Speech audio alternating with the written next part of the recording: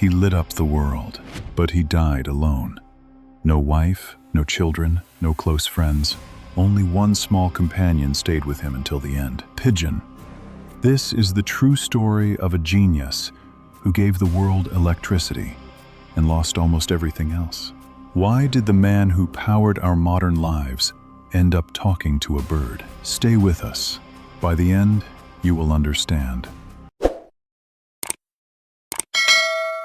His name was Nikola Tesla. You use his ideas every single day.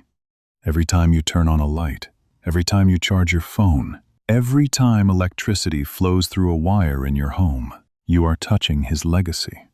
But Tesla was not like other people.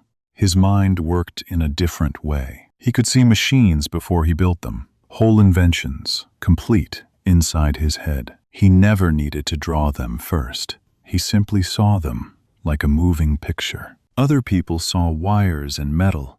Tesla saw the future. He once said his mind could build and test a machine entirely in thought before touching a single tool. This gift made him brilliant, but it also made him different, distant, hard to reach. There was a price for this gift, a price that would cost him almost everything he loved. What was that price? Keep watching. The answer is closer than you think. Tesla was born in 1856 in a small village. The village was called Smiljan, in modern-day Croatia. His father was a priest. His mother could not read or write, but she had an incredible memory. She could recite long poems completely from heart. She could build small tools and machines around the house, just from instinct. Tesla later said his mother gave him his inventor's mind. Life in the village was simple. Life was also hard. Then, tragedy struck the family. Tesla's older brother, Dane, died in a terrible accident. Nikola was only a young boy at the time. He watched his parents break apart with grief. For years, Tesla felt like he could never be as good as his lost brother. This pain stayed with him his whole life. His father wanted him to become a priest, just like himself. But Tesla had a different dream. He wanted to study electricity. He wanted to understand invisible forces. As a teenager, Tesla became very sick. He caught cholera. He came close to death. His father made him a quiet promise, sitting by his bed. "If you live," his father said, "you can study engineering." Tesla survived. He never forgot that promise. Years later, as a grown man, Tesla moved to America. He arrived in New York with almost nothing, just 4 cents in his pocket, and a letter of introduction to Thomas Edison. Edison was already rich, already world famous. Tesla was nobody, just an immigrant with strange, big ideas. He started working for Edison, repairing broken machines. He worked brutal hours. He barely slept. Some nights, he did not sleep at all. Edison promised him a huge reward, $50,000, if he could improve the company's generators. Tesla did the impossible. He redesigned 24 different machines. He fixed them all. But when he asked for his payment, Edison only laughed. "Tesla," he said, "you don't understand American humor. There is no reward." Tesla had been used and then thrown away. He walked out with nothing, no job, no money, no plan. Soon, Tesla was completely broke. For a while, this brilliant scientist dug ditches for $2 a day. A genius mind, buried in the mud of New York City. Could you keep believing in yourself after being treated like that? Tesla did. He kept his dream alive, even with empty pockets. Tesla had one powerful idea, an idea that Edison refused to believe in. Edison's machines used something called direct current, or DC. DC could only travel a short distance before losing power. Tesla believed in a different system, alternating current, or AC. AC could send electricity for miles, cheaply and efficiently. Edison said AC was dangerous. He said it would kill people in their homes. He even used AC to publicly harm animals, just to frighten the public. This bitter competition became known as the War of Currents. Two brilliant men, two competing visions. Only one system could win the future. Tesla finally found a partner who believed in him, the businessman, George Westinghouse. Together, they had one chance to prove Tesla was right. They lit up an entire World's Fair, using nothing but Tesla's AC system. Hundreds of thousands of visitors saw electric light with their own eyes. For the very first time, it was breathtaking. It changed public opinion overnight. Then came an even bigger opportunity. Tesla's system was chosen to harness the raw power of Niagara Falls. Engineers built massive generators beside the roaring water. The force of the waterfall was transformed into pure electricity. Electricity that could travel far, powering entire cities. This was Tesla's system. This was his victory. The lights of Buffalo, New York, switched on, powered by a distant waterfall, powered by Tesla's mind and Tesla's courage. He had done it. He had defeated Edison in the War of Currents. Newspapers called him a genius. Scientists across the world wanted to meet him. He even became close friends with the famous writer Mark Twain, who loved visiting his laboratory. But this was not the end of Tesla's story. This was only the beginning of something bigger and far more dangerous for him. Part 4. The Turning Point. Tesla had a new dream, his biggest, boldest dream yet. He wanted to send electricity through the air itself. No wires, no cables. Free power for everyone on Earth, rich or poor. He also imagined sending messages, sounds, and pictures across the world, wirelessly. Does that sound familiar? Tesla was imagining something like the modern internet, decades early. He proved small parts of his idea were possible.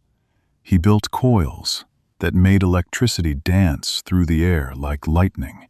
He lit lamps without any wires at all. Crowds watched in amazement and in fear. A powerful businessman named J.P. Morgan agreed to fund Tesla's biggest project. Tesla built a massive tower on Long Island, New York. It was called Wardenclyffe Tower. Tesla believed this tower would connect and power the entire planet. But Morgan had one simple question. "Where is the meter?" Morgan asked.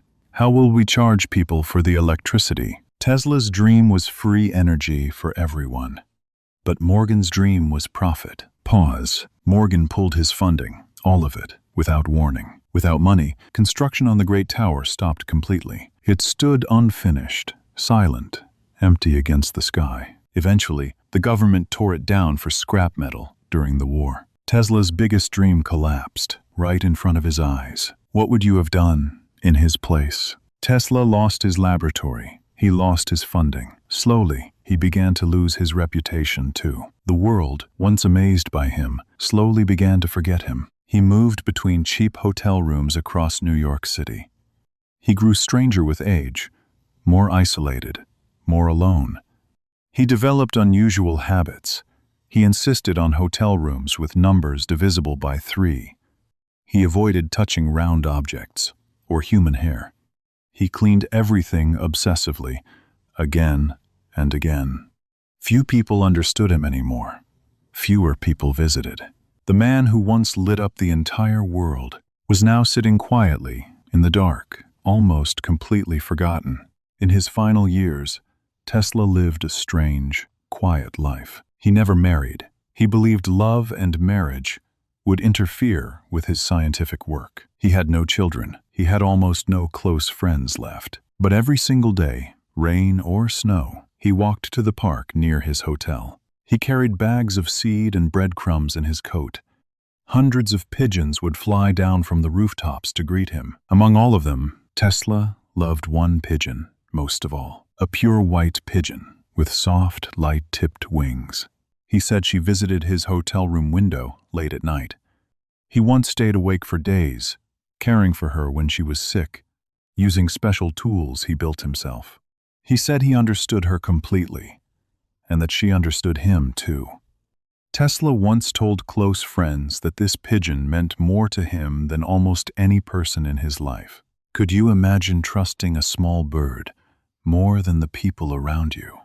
For Tesla, after so many years of betrayal and disappointment, perhaps it made a strange kind of sense.